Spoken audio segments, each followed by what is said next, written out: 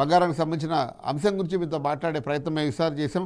దీంతోపాటు అనేక అంశాల గురించి ఆయన మాట్లాడారు. ప్రసాద్, మీరు చెప్పండి, ఇప్పుడు వర్క్ ఫ్రమ్ హోమ్ గురించి కూడా ప్రధాని మాట్లాడారు. అంటే ఒక్కొక్క అంశం మాట్లాడదాం. మొత్తం 7 అంశాలు మాట్లాడితే ఒకటి బంగారము, రెండోది వర్క్ ఫ్రమ్ హోమ్. అంటే వర్క్ ఫ్రమ్ హోమ్ చేయాలి అని మోడీ సూచన చేశారు. ఇవన్నీ సూచనలు, ఇవన్నీ ఆర్డర్లు కాదు.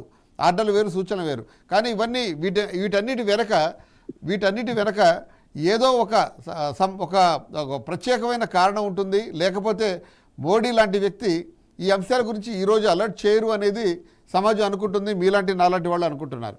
అంటే ఎటువంటి ప్రమాదం ముందు పొంచి ఉంది అన్న విషయం గురించి మనకి ఇంకా ప్రస్తావన లేదు, క్లారిటీ లేదు. ఒక్కొక్కటిగా మనం చూసుకుంటే వర్క్ ఫ్రమ్ హోమ్ ఇది సాధ్యమవుతుందా? మనం పాండమిక్ టైంలో చూసాం. వర్క్ ఫ్రమ్ హోమ్ అనుకున్న టైంలో ఎంతోమంది దానిపై ఆధారపడిన వాళ్ళు చాలా గందరగోళానికి గురయ్యారు. చాలామంది ట్రాన్స్పోర్టర్స్ కానివ్వండి, అలాగే ఒక ఐటీ ఇండస్ట్రీకి సంబంధించి దాని ఎలైడ్ గ్రూప్స్ కానివ్వండి, ఎలైడ్ పీపుల్ కానివ్వండి, ఎలైడ్ ఎంప్లాయీస్ కానివ్వండి, చాలామంది బాధపడ్డారు. చాలామంది సిటీ వదిలి వెళ్ళిపోయి ఇళ్లలో కూర్చొని పనిచేశారు. దాంతో ఇక్కడ రియల్ ఎస్టేట్ కుదేలైపోయింది. ఈరోజు కూడా హైదరాబాద్లో రియల్ ఎస్టేట్ చాలా దారుణమైన స్థితిని ఎదుర్కొంటుంది.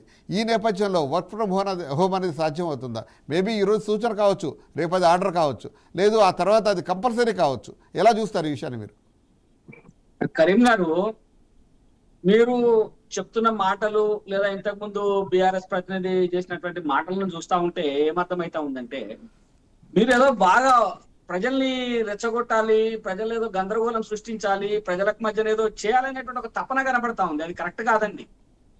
నీకు మోదీ గారు చేసినటువంటిది సూచన.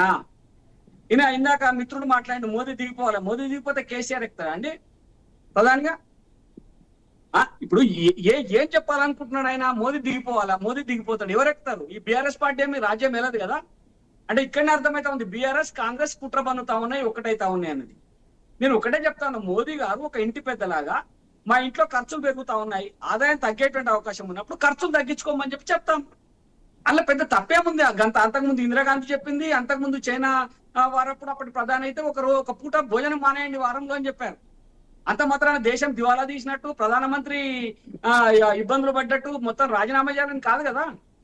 ఇలాంటి సందర్భాలలో దేశానికి బయట జరుగుతున్నటువంటి యుద్ధం వల్ల వస్తున్నటువంటి కొన్ని పరిణామాలు, ఈ మన దేశానికి రావాల్సినటువంటి కొన్ని ఏవైతే బయట నుంచి రావాల్సిన ఆయిల్ సంబంధించిన అంశాలున్నాయో వాటి వల్ల కొంత ఇబ్బంది అవుతున్నప్పుడు కొన్ని జాగ్రత్తలు తీసుకోమని చెప్పారు వారు.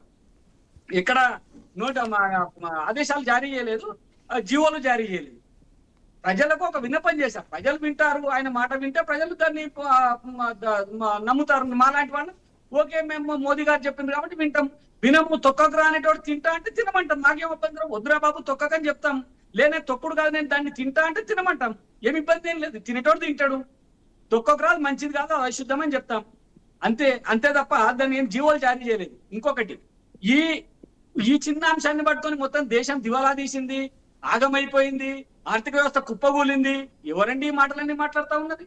ఎందుకు మాట్లాడుతున్నారు ఇట్లాంటి మాటలన్నీ? నరేంద్ర మోదీ గారు ఇప్పుడు ఈ క్షణంలో దిగిపోతే ఈ దేశాన్ని కేసీఆర్ గారు వెళ్తారా? బీఆర్ఎస్ పార్టీ చెప్పాలా? కేసీఆర్ గారు ప్రధానమంత్రి అవుతారా? ఈ రాష్ట్రాన్ని దివాలా తీయించింది బీఆర్ఎస్ పార్టీ కదా. ఈ రాష్ట్రంలో అసలు మొత్తం అప్పుల కుప్ప చేసింది బీఆర్ఎస్ పార్టీ కదా. ఇప్పుడు ఇవ్వకుండా చేసి మొత్తం అప్పులమయం చేసి మొత్తం రాష్ట్ర ప్రభుత్వ భూములన్నింటినీ అమ్మేసింది బీఆర్ఎస్ పార్టీ కదా. ఇవన్నీ ఒకదనక ఒకటి ఒక విమర్శకు సద్విమర్శ లేకపోతే ఒకటనక ఒకటి వస్తా ఉంటాయి. ప్రజలు నమ్మిరు కాబట్టి 3సారి ఆయన అధికారంలోకి వచ్చిండు. ప్రజలు నమ్ముతున్నారు కాబట్టి 4సారి కూడా భారతీయ జనతా పార్టీ అధికారంలోకి రావడానికి మార్గం సుగమం అవుతా ఉన్నది. ప్రజలు నమ్మిరు కాబట్టి ఇలా దేశం నుండి 80% రాష్ట్రాలలో భారతీయ జనతా పార్టీ అధికారంలో ఉన్నది. కాబట్టి నేను ఒకటే చెప్తా ఉన్నా, ప్రధానమంత్రి నరేంద్ర మోదీ గారు ఒక సూచన చేసిండ్రు.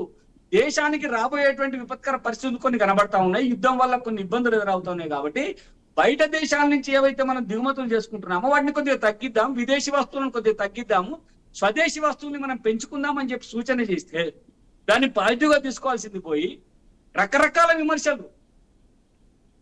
మరి ఈ రకరకాల విమర్శలు చేసే వ్యక్తులను ఏమనాలి? తగ్గించుకోవడం మనం చెప్పడం, మంచి నూనె వాడడం తగ్గియండి, అది ఆరోగ్యానికి మంచిది, దేశానికి కూడా మంచిది అని చెప్పినారు. దానికి కూడా కోడిగుడ్డు మీద ఈకలు చెప్తారా? ఇప్పుడు ఆరోగ్యంగా ఉందని చెప్పినారు, దానికి కూడా ఇబ్బంది, మేము ఆరోగ్యంగా ఉన్నామని చెప్తారా?